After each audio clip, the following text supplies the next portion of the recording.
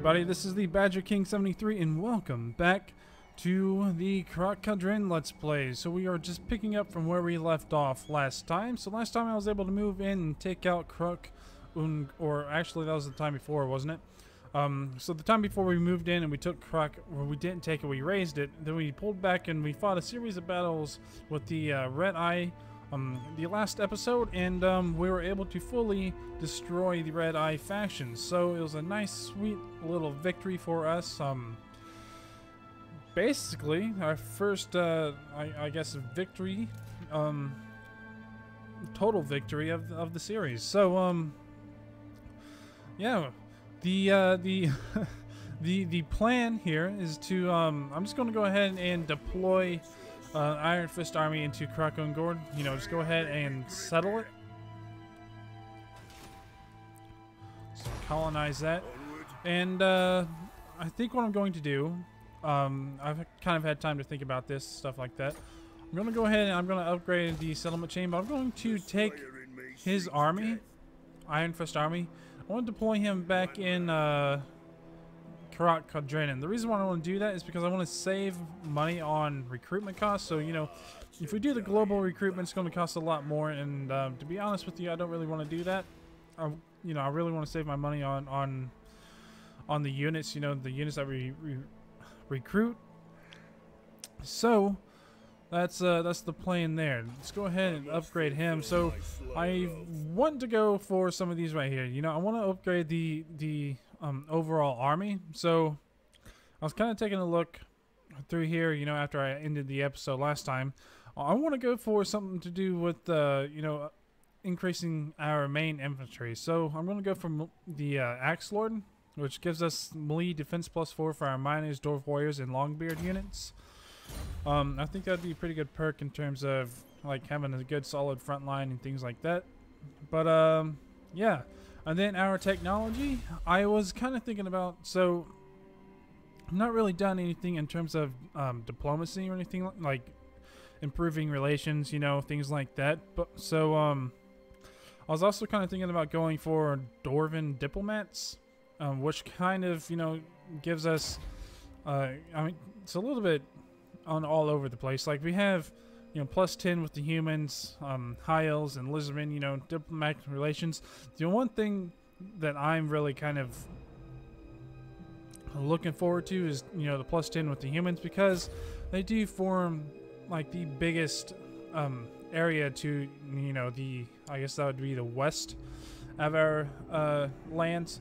And you know, that's basically, you know, like if chaos comes in or something like that, I want these guys to kind of, you know, be the shield wall before they reach, I guess, our lands over here, you know. And if I were able to, like, say, get like a defensive alliance or something like that, I could possibly, you know, go ahead and set some war targets for them and things like that.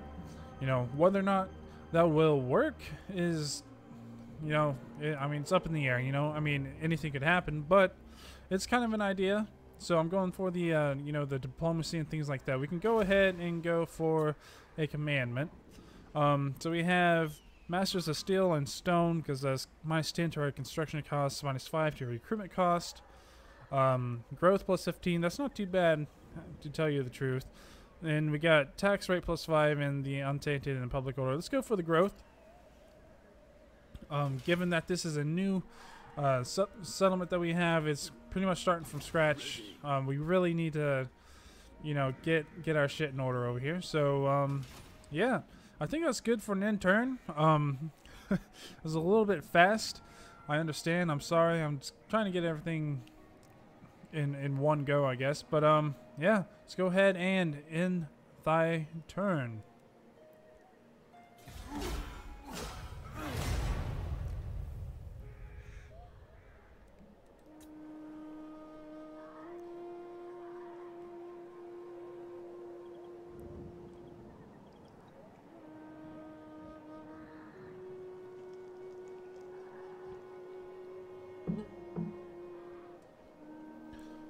Something else that, you know, I really need to kind of pay attention to is the I think they're called the Bloody Spears, you know, to the south of us.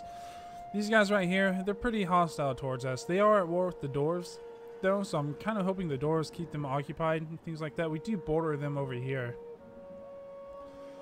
So I think we really need to, you know, like, watch out for those guys. Hopefully they don't declare war on us anytime soon. But, I mean, if it happens, it happens. Basically what my plan is, you know, just to, like, upgrade my army and things like that. So, another reason why I'm kind of deploying these guys over here is because in the meanwhile, I really want to try to go, like, after this gets, you know, upgraded. Last episode, I told you guys I wanted to get some grudge throwers. I think these right here would be really beneficial towards us.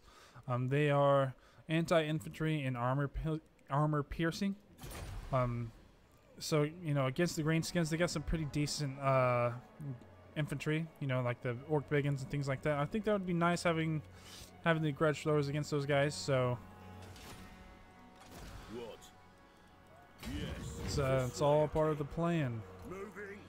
Let's take a look at these guys. So they're pretty hostile towards us and still declining. So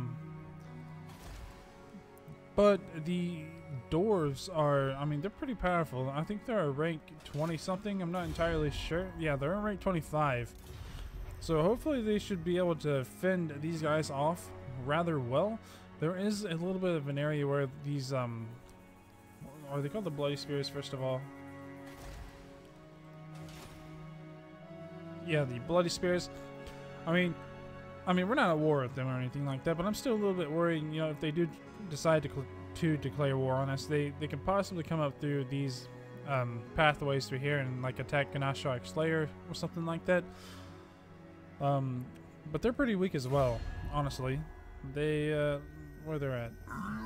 They're at 101 with the strength rank, so I guess I'm not really too worried about that, because, I mean, odds are they got a pretty small army, and, you know, if I'm were to take a really good guess, I'm going to assume that they don't really want to go to war with us anyways, even though they're pretty hostile towards us. I mean, they don't have the resources or the army or anything like that to go against us, so I'm pretty confident that we're going to be able to kind of reform our army, reform our infrastructure and things like that. So, and basically, you know, I mean, this is a really good time to save up some money as well.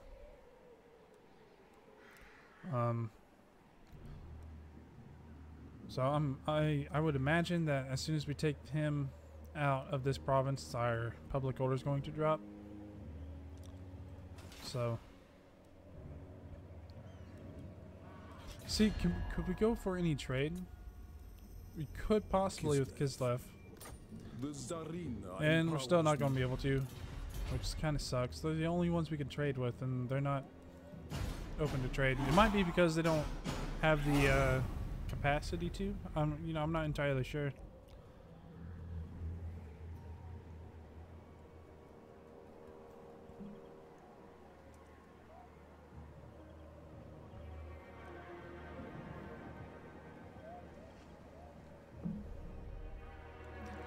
If you guys haven't already, I have a Ark Survival Evolved Let's Play.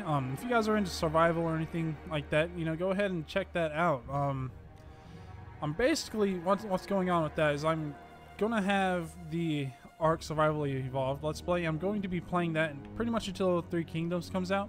Now, if you guys really enjoy it and want me to keep on going on with it, then I'll keep it going, because, you know, if there's a will, there's a way, pretty much. I mean, that's pretty much what I'm saying. I mean, 4 series really isn't that bad. I thought it would be, and I don't really know why, but yeah, that's the plan anyway. So, but enough of me rambling on about that. Let's go ahead and upgrade this guy. So we've been going a lot with these you know, these like campaign perks down here. So I'm kind of thinking about doing some things up here. We can go for enemy winds of damping. We can go for cooldown, -3 to ruin abilities, and we can go to +10% to armor piercing damage. I like that one. Oh, actually, hold on. I didn't go for any of these up here. We can go for weapon strength +3, charge bonus +4, missile resistance 10%, and oath gold generated per turn 1. I mean, the greenskins don't really have that many armor units, I don't think so. I mean, we don't really have to go for that, to tell you the truth. So maybe go for I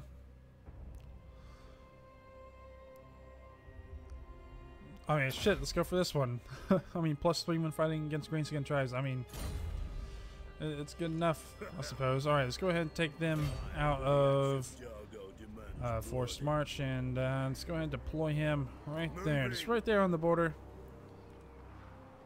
It's gonna take us... Okay, are we crossed? Yes, we are. We are across. Still at -1, so it's not too bad. But -1 right here as well. Alright, let's see what we can recruit. Definitely need some dwarf warriors, so let's go for some dwarf warriors. And then we could go for some more slayers as well. Let's go for another dwarf warriors unit. Do we need any coilers? Nah. We're good with that. We got 5 dwarf warriors. We should probably go for another slayers unit. Let's see. We need the armory for that, or a gunsmith's forge. But before we get the gunsmith's forge, we need the armory. So, what? I mean, we could always. I guess we could always go for some more dwarf warriors and some more slayers. I think that's all we're going to go for right now. I mean, we're not at war with anybody, so, you know, I guess we can just keep, you know, this as high as possible. I mean, I want to have a sufficient army, because just in case we are attacked by these bloody spears down here, you know, I don't want to be, I mean, caught with my thumb up my ass, I guess I can say. So, I want to have, you know, a decent army to be prepared for that. We can go ahead and upgrade over here. I think the best bet would to go, I mean, let's see. We can go for the sparring chamber. Which, you know, honestly, I think that's the best thing to go for right now. And then let's go ahead and upgrade to the dwarf outpost. And I think that's good for another end turn. So.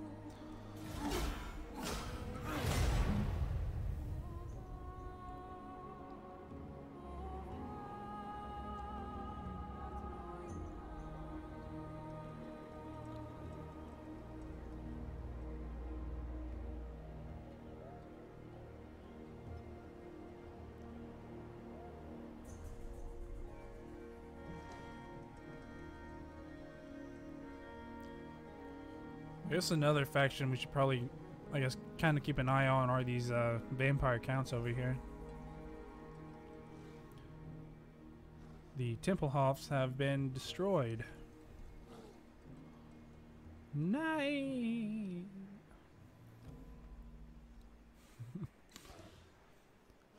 Some of the shit I do is just so damn cringy. Like, sometimes I think I need to be funny, but other times I'm like, you know what, should probably just be a little bit serious. But I don't know. I'm constantly trying to think of ways to improve my I don't know, presentation skills, I guess. I mean, it's not really a presentation, but I definitely need to work on, like, not fucking rambling on like I am right now. All right. So we're waiting on the recruitment.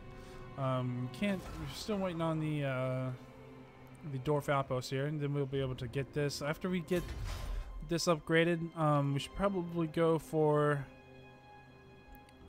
let's see, what should we go for? Should we go for this right here? You know what? I mean, we could.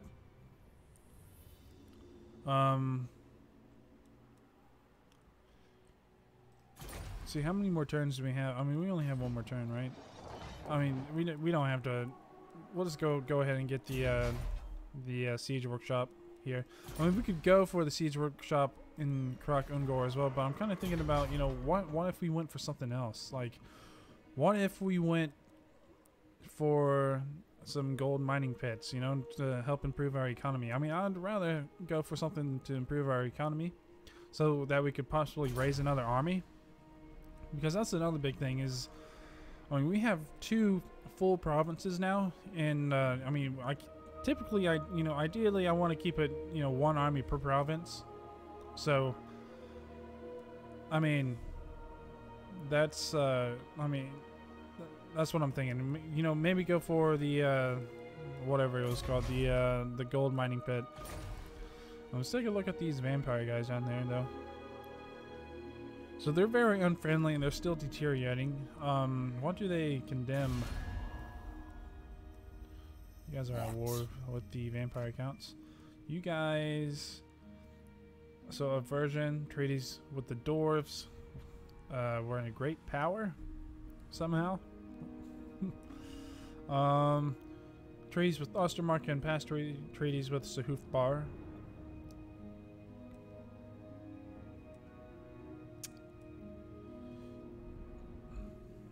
Alright. So I guess we should probably kind of watch out for these guys as well. They're only at war with the dwarves, though. To war!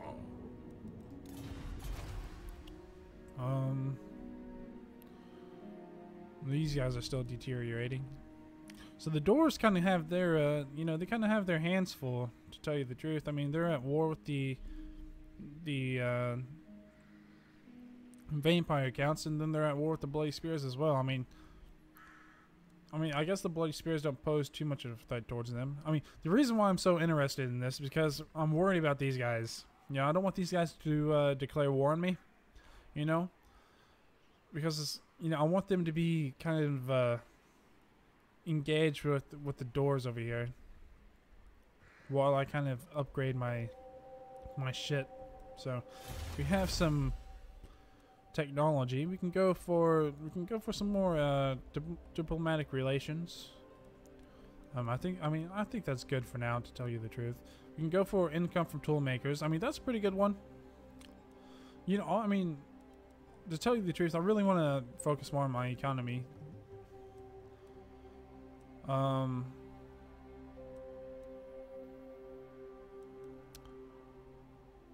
mean, leadership +5 for infantry units. I mean, then we can go for armor +5 for dwarf shield units. I mean, that's not too shabby either.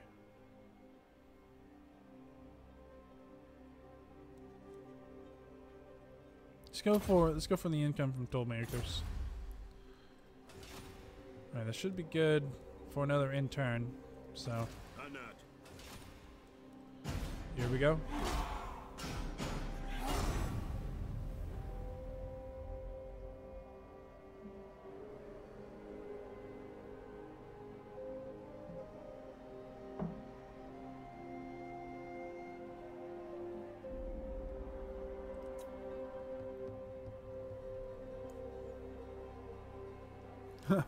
So for my Bretonia Let's Play, while I was recording, I like to, when I do this, I like to drink some Crown Royal, some good ass whiskey, you know what I'm saying? Kind of puts me in the mood to play some Total War.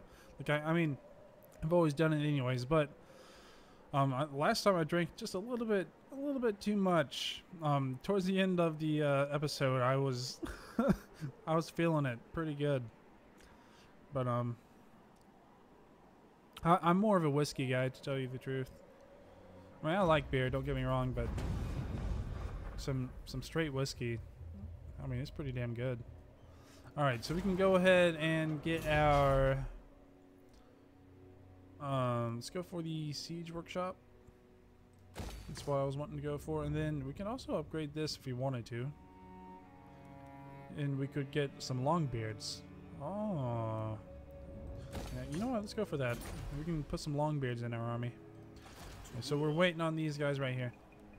And I think what we're going to... So these guys are at -1. So I'm thinking, we can... After these guys right here get recruited, I'm thinking we can move our army to Ganasharak Slayer.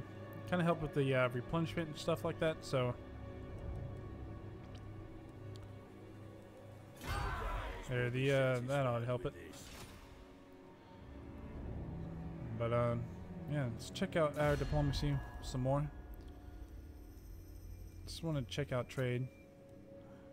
I mean, we're probably not going to be able to trade with these guys. You will Still, yeah. Unfortunately. I mean, I don't even know if it's going to provide that, you know, that much of a difference towards my income, but I mean, every little bit helps, to tell you the truth, so.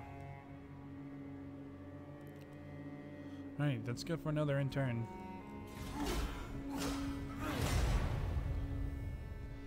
But yeah, like, I'm a fan of Crown Royal, and I really like there's certain types of scotches that I really like. You know, the typical, I guess, Jack Daniels, that isn't too bad either. So, what do you guys like? Do you guys have any like preferences or anything like that? I mean, for the guys that are like 21 years and older, or like unless you're from Europe, I mean, you're gonna have to be 21 years or older, obviously. But I mean, what's your guys' preferences? What do you guys like?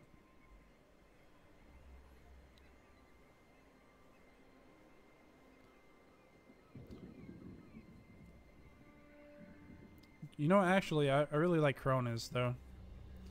So I mean, I can't say Crown Royal is my favorite when Coronas really hit the spot as well. There's nothing like some Corona on a hot day, grilling some steak. Going for that gold mining pit. Help towards our economy. These guys should be able to move towards the Gnashrax layer. There we go. We should have a pretty decent army then. You know, only 15 units, but that's not too shabby. Then here in a couple of turns, we'll be able to put some Longbeards in there. Now, let's take a look. Let's take a look at their specs, I guess you can say. They have 48 towards melee defense and 30 towards attack. Our regular dwarf warriors have 40 towards our melee defense. So these guys are a little bit better. So I wouldn't mind having a couple. You know what? Like maybe even a few, maybe 4 of them in our army. So these Longbeards, great weapons. They have melee defense of 38. These guys have a melee defense of 48. So what the hell's the difference there? I mean, the melee defense is lower. I guess that's kind of what's kind of confusing me, because they're supposed to be better, right? Their weapon strength is better. So that's probably the biggest difference there. Is, I mean, they're great weapons, so obviously I guess it's going to have an impact on the weapons. So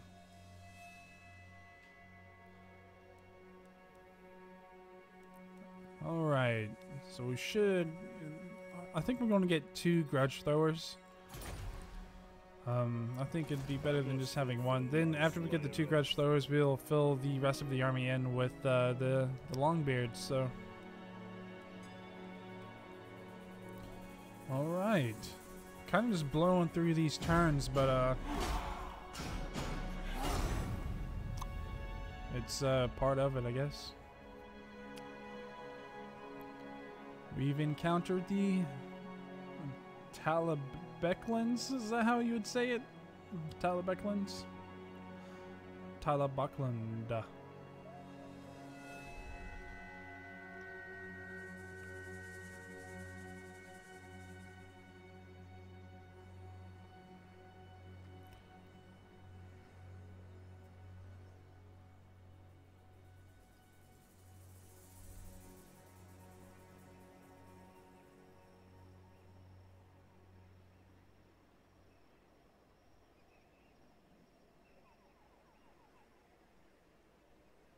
So it looks like Ostermark probably declared war on either von Karsteins or the Vampire Counts.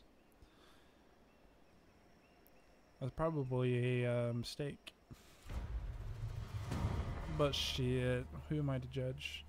Alright, so we can go for the grudge throwers. So let's get a couple grudge throwers in there. And then here in a couple turns, we'll be able to get the mustering hall and get ourselves some Longbeards.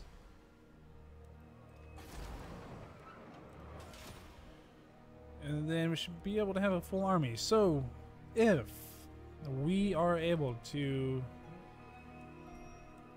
move in and attack the bloody spears, I'm thinking that's probably. I mean, I think these guys are my next targets. You know, kind of expanding southwards. But I don't want to do that until we get another army. I mean, in my opinion, that's a little bit more important than kind of just going head first and not really protecting the homeland. You know what I'm saying? So I think that's what we're gonna do. We're gonna go for those bloody spears next. I should probably check out their strength rank though.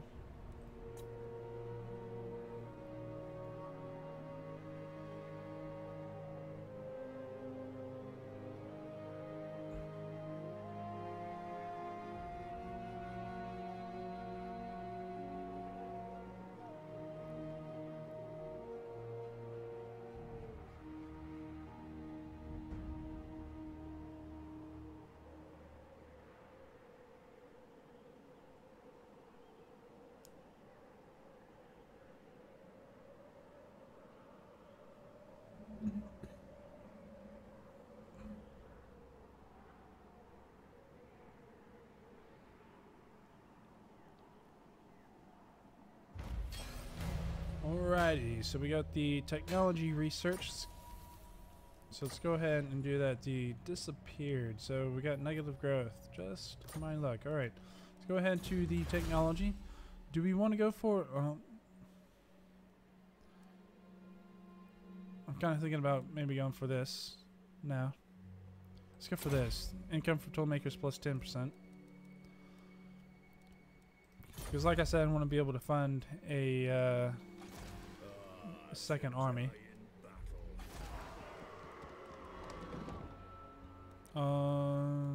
So okay, so we can go for the Longbeards now. And should we're not gonna have enough money to fill it out. So I guess we'll just have to wait another turn. Alright, so let's take a look at diplomacy. Let's look at the bloody spears. So they're at 65. I'm thinking we should hopefully be able to take these guys out relatively easy. Now I say that, and I'm probably overstepping my boundaries here, but I'm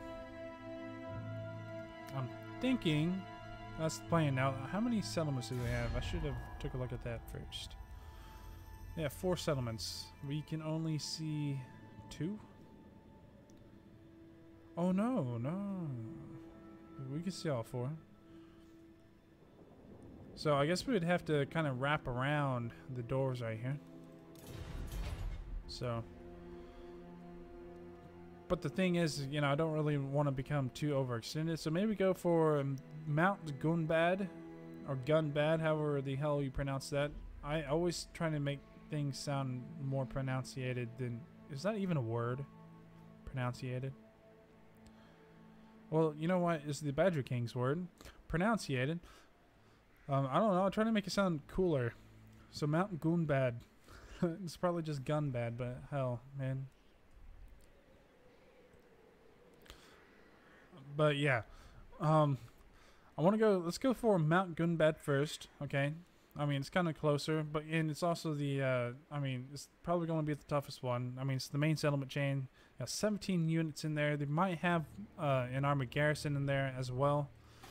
And then we can go for Grom's Peak. Because if you go straight for Grom's Peak, well, basically what it does, it leaves our territory open.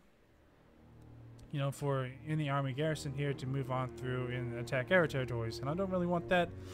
You know, I want to be, you know, kind of safe and sound in terms of being able to protect my homeland and attack these guys as well. So, and we're still, you know, like I keep on saying, we need another army.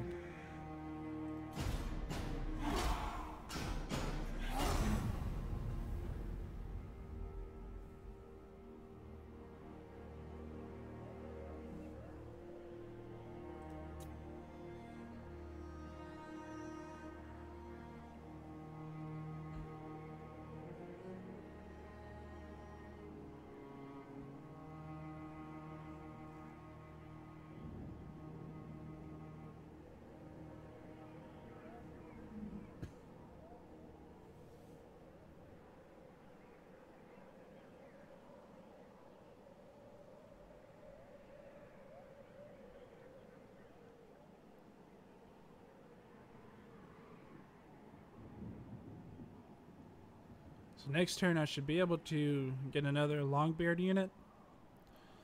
And depending on how much income we have, we should be alright. So I'm guessing this really did good. The gold mine pit. Alright, so we get this going and we should, I mean, I'm gonna think about it a little bit more, obviously, but we should be able to comfortably kind of not walk in here, but you know, go in here and try to take these bloody spears out.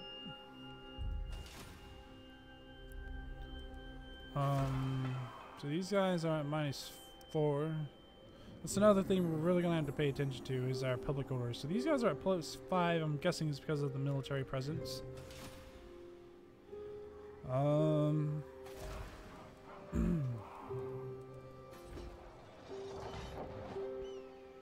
thinking we're gonna have enough money for another army to kind of keep track of everything up here. It's not going to be the one army per province, but I mean it's 4 settlements, so I mean technically it could be considered one province, I guess. The mountains don't really help out, but yeah, we do have some more oath gold though. Let's go for let's go forge something. So we could go for some enchanted items. We haven't went for any enchanted items, I don't think. So we could go for the, I don't know, physical resistance 5%, armor +4, melee defense +3, leadership +10. I kind of like this one right here, +4 to the armor and +3 to the melee defense.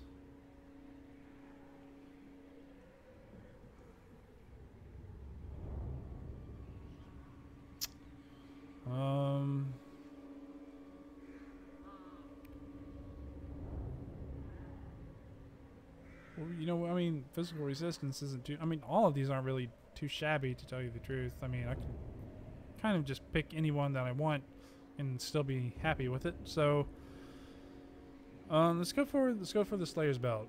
You know, why the hell not? And let's go ahead and equip that to, let's see. The Slayer in me seeks death.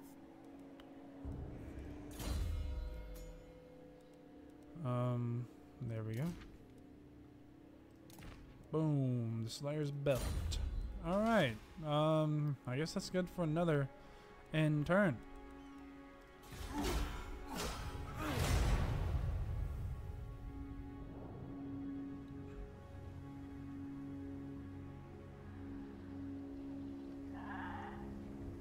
Was that a sheep? Did I just hear a sheep in the game? Did you guys hear the sheep in the game? Or was it the greenskins?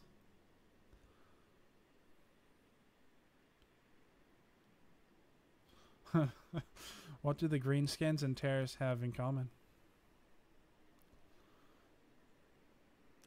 Something to do with sheep? Just kidding. Well, I mean, I don't know what the greenskins do, but oh well, I tried.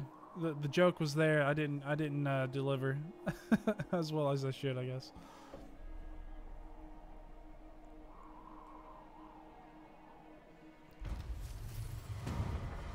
All right. I am the Slayer King. So I'm thinking,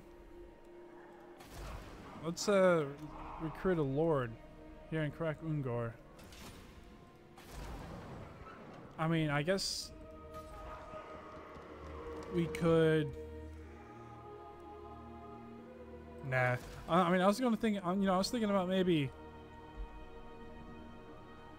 like saving up my money and things like that, and upgrading a few more things. But I think that's good enough. Let's go ahead and go for. This guy doesn't cost anything, so let's go for Doran Chromzen. He's strong. He has +3 to the armor, +2 to melee attack, and +5% to weapon strength. So recruit him. It's going to take our income all fair bit down.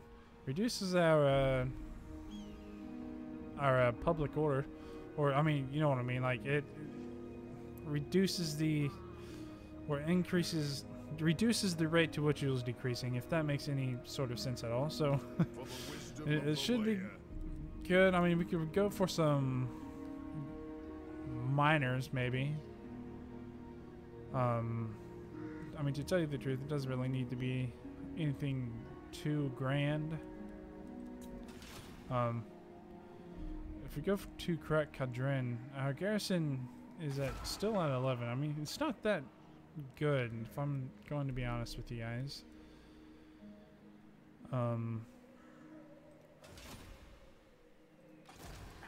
What's this guy doing? Probably coming up here to cause some problems. Yes.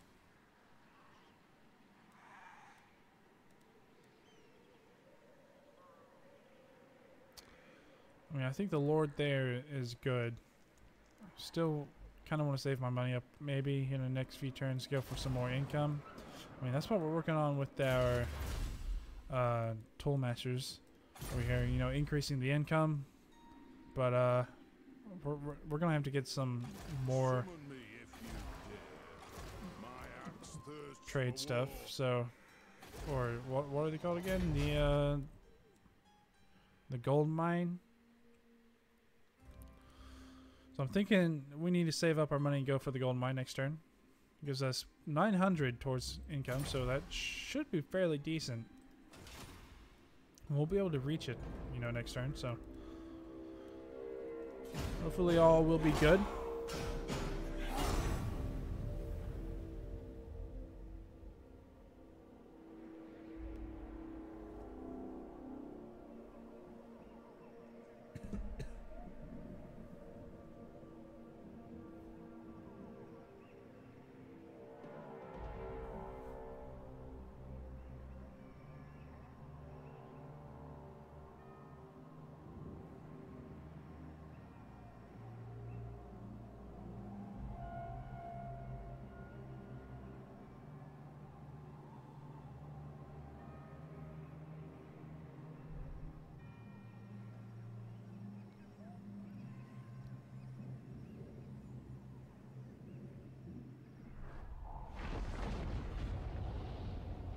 You know, I was saying that Ostermark may have declared war on those guys, so I'm wondering if our alliance, like, I'm wondering if I should cancel that alliance that I have with them. I mean, it's just defensive alliance, but you know, I don't really want anybody else declaring war on these guys. You know what I'm saying? Because then it'll drag me in there, and then I'll have to, you know, decline the war, because I don't want to get into any war that they're dragged into. So, you know, let's go ahead and Who calls? take this alliance and break it. We should be able to do that. Come then. Only Sigma's god Ulrich can judge it worthy or no. I mean, if we do that, how much is it gonna affect our reliability? I guess is kind of what I'm thinking about.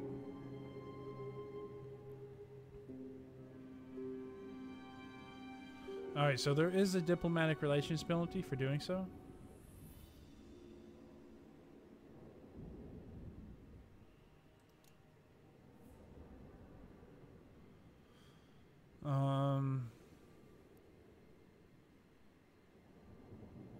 I mean, odds are they're going to get kind of, you know, drug into their own, like, empiric wars that they have over here, because, I mean, the Empire provinces, I mean, they're constantly, like, in a civil war, so to speak. So,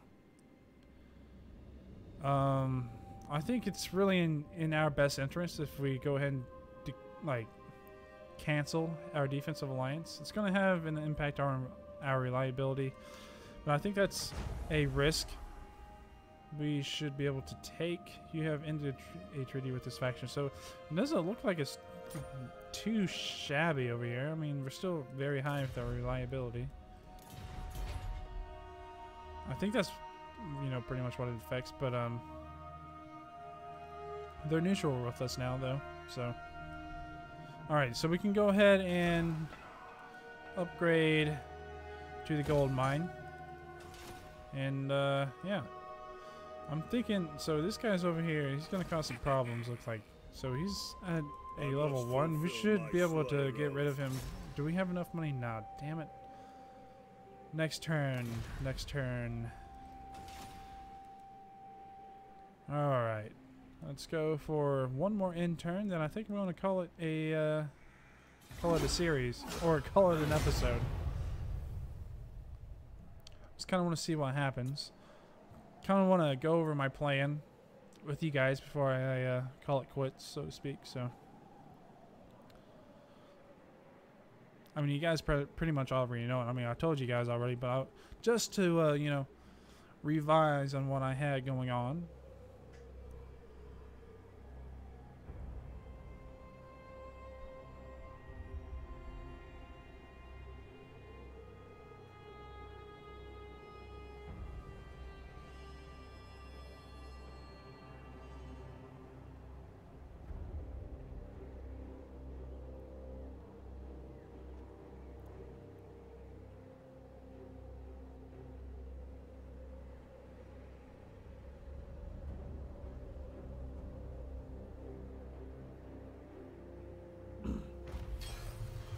Alright, so technology researched. That should have helped the income a little bit. It looks like it did. Public order +2. Sweet. Alright, so before I forget, let's go ahead and do some research.